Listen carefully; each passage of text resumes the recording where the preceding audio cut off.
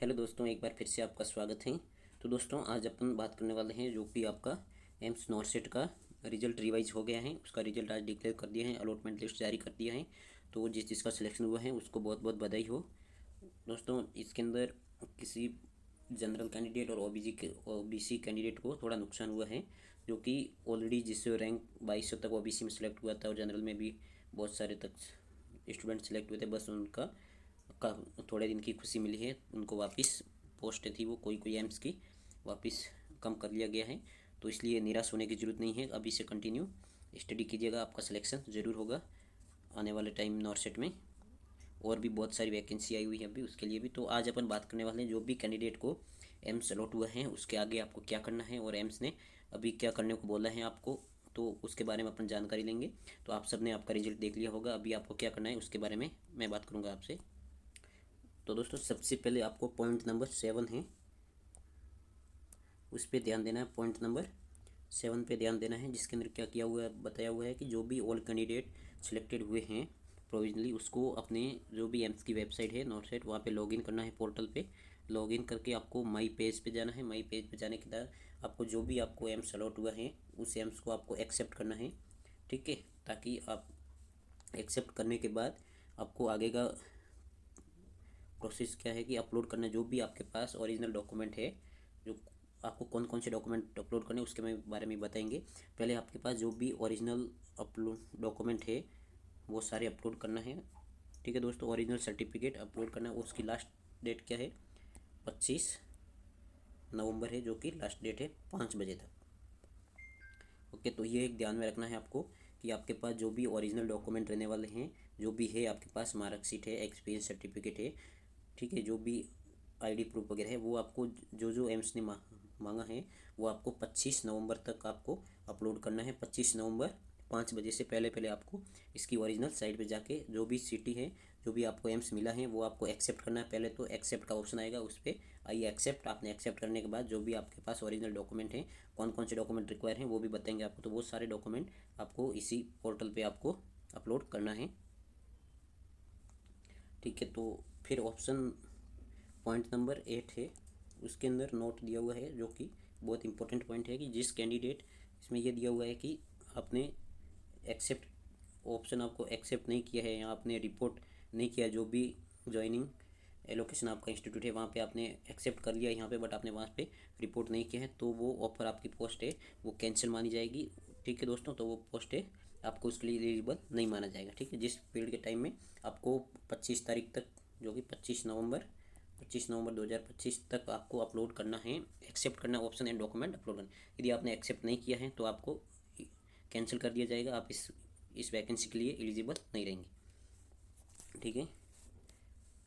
और second point इसके अंदर ये लिखा है क्या हुआ कि इसलिए कि आप जो भी एक्सेप्ट नहीं करते 24 तारीख तक, 18 नवंबर से 24 नवंबर तक आपको टाइम दिया गया है। तो इसके अंदर आपको सीट को एक्सेप्ट करना है ऑफर आई हुई, और आपको डॉक्यूमेंट ओरिजिनल डॉक्यूमेंट सबमिट करना है, वो 25 तारीख तक है, 25 नवंबर तक है। और आपको सीट को एक्सेप्ट करना है वो 24 तारीख लास्ट है, डॉक्यूमेंट अपलोड करना है 25 तारीख लास्ट है। और यदि 10 नंबर पॉइंट में लिखा है कि यदि किसी भी कैंडिडेट ने उसको यदि एक्सेप्ट नहीं किया, कुछ भी रेस्पॉन्स नहीं दिया है, तो वो कैंसिल माना जाएगा डायरेक्टली। ओके, अभी अपन बात करते हैं कि आपको कौन कौन से डॉक्यूमेंट की ज़रूरत है अपलोड करने के लिए, कौन से डॉक्यूमेंट रिक्वायर होंगे, जो कि आपको 18 नवंबर से 25 नवंबर 5 शाम को 5 बजे तक अपलोड करना है, ठीक है। इसके अंदर आपका सबसे पहले डॉक्यूमेंट रहने वाला है डेट ऑफ बर्थडे, यहाँ पे 10th क्लास की मार्कशीट है या बर्थ सर्टिफिकेट है, तो वो आप कर सकते हैं।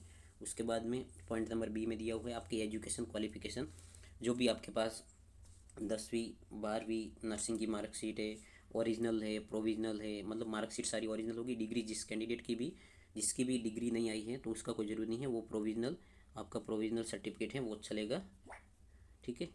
और डिप्लोमा सर्टिफिकेट जो भी है वो आपको एक पीडीएफ बना के उस पीडीएफ के थ्रू आपको इसमें अपलोड करना है, ठीक है। और उसके साथ ही कोई भी डॉक्यूमेंट होना चाहिए आपके पास। यदि कोई भी कैंडिडेट है जो अभी पास आउट हुए, उनकी डिग्री नहीं आई हुई, ठीक है, तो डिग्री कोई जरूरी नहीं है, आपके पास इश्यू सर्टिफिकेट होना चाहिए या फिर प्रोविजनल सर्टिफिकेट रहता है वो भी एक्सेप्टेबल है, ठीक है। थर्ड ऑप्शन है सी, उसके अंदर आपको नर्सिंग काउंसलिंग का सर्टिफिकेट वो जरूरी होना चाहिए। आप डिग्री जरूरी नहीं है, डिग्री की जगह प्रोविजनल सर्टिफिकेट लेके जाओगे वो भी चलेगा, ठीक है। बट आपके पास नर्सिंग काउंसिल का रजिस्ट्रेशन सर्टिफिकेट वो होना चाहिए, ठीक है, किसी भी स्टेट का हो वो चलेगा आपके, ठीक।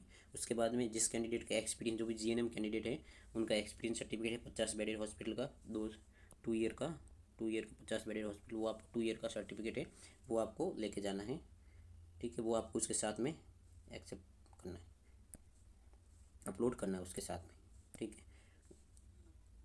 उसके बाद में आप जो भी कैंडिडेट वर्किंग है, कोई भी दूसरे, जैसे एनओसी सर्टिफिकेट ई का ऑप्शन के अंदर एनओसी मांगा है, कोई भी कैंडिडेट कहीं का भी, जैसे कि कोई प्राइवेट हॉस्पिटल में जॉब कर रहा है तो उन्होंने एज ए फॉर्म भरते टाइम किया था आई एम वर्किंग, तो उनको एनओसी अपलोड करना ज़रूरी है। यहाँ पे कोई भी वर्किंग कैंडिडेट है, कोई भी एम्स हो गया, सेंट्रल गवर्नमेंट कहीं पे भी हो, सेंट्रल गवर्नमेंट हो, कोई दूसरे एम्स से कहीं दूसरे ऑप्शन जाना चाहिए, तो उनको एनओसी है, एनओसी रिक्वायर है, वो अपलोड करना है एनओसी वाले ऑप्शन में, ठीक है। उसके बाद में ऐप आता है, ऐप ऑप्शन में लिखा है पीडब्ल्यूडी सर्टिफिकेट, जो भी पीडब्ल्यूडी कैंडिडेट है वो अथॉरिटी या कमेटी अथॉरिटी से आपका पीडब्ल्यूडी सर्टिफिकेट वो अपलोड करना है। उसके बाद ऑप्शन आपके पास ओरिजिनल आईडी कार्ड, कोई भी आपका गवर्नमेंट अथॉरिटी, जैसे आधार कार्ड है, पैन कार्ड है, ड्राइविंग लाइसेंस है, ये कोई भी तीनों में से कोई भी एक हाथ अपलोड कर देना है, ठीक है।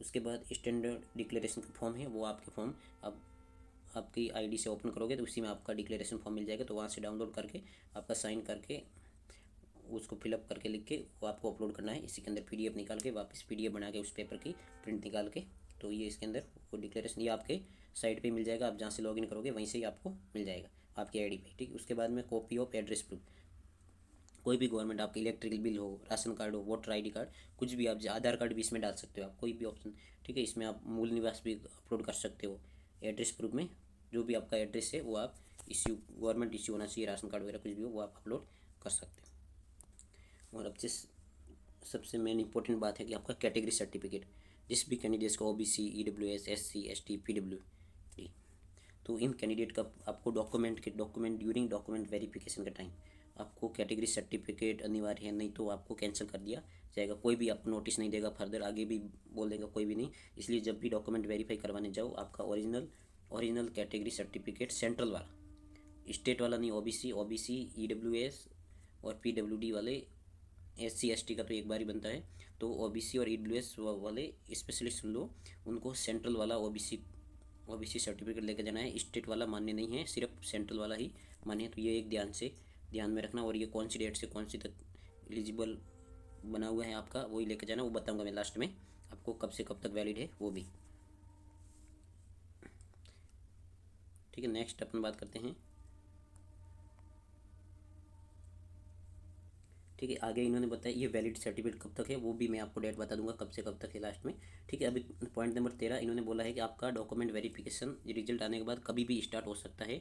ऐसा जरूरी नहीं है आप यहाँ पे अपलोड करोगे डॉक्यूमेंट उसके बाद भी पहले, बट आपको जो भी एम्स मिला है उस एम्स को वो एम्स साइज जितना जल्दी बुला सकता है। ऐसा नहीं कि आपने आज ऑनलाइन अपलोड की डेट पूरी हुई नहीं, 25 तारीख आई नहीं है, उससे पहले भी बुला सकता है। ये 25 नवंबर से पहले भी जो भी एम्स है उनको स्टाफ की रिक्वायरमेंट होगी तो वो आपको पहले ही ऑनलाइन डीवी के लिए बुला सकते हैं। तो इसलिए आपके सारे डॉक्यूमेंट रेडी रखना है, ठीक है। कोई भी डॉक्यूमेंट कम नहीं रखना। ये वाले जितने ऊपर मैंने डॉक्यूमेंट बताए हैं वो सारे डॉक्यूमेंट आपके पास ओरिजिनल होने चाहिए, और उसके दो जेरोक्स कॉपी रख लो सेट करके, ताकि वो आपको फिर बाद में कहीं भागना नहीं पड़े एंड टाइम टीवी के डॉक्यूमेंट वेरिफिकेशन के टाइम, ठीक है। तो ये सब रेडी करके रखना है, ठीक है। बाकी आपको कुछ भी इश्यू हो इसके रिगार्डिंग एम्स से तो आप एम्स को एसएमएस भी कर सकते हो, ठीक है। और या रजिस्टर मेल, ईमेल आईडी वगैरह सब किसी भी कम्युनिकेशन आपको ज़रूरत है कि इसके लिए, ठीक है।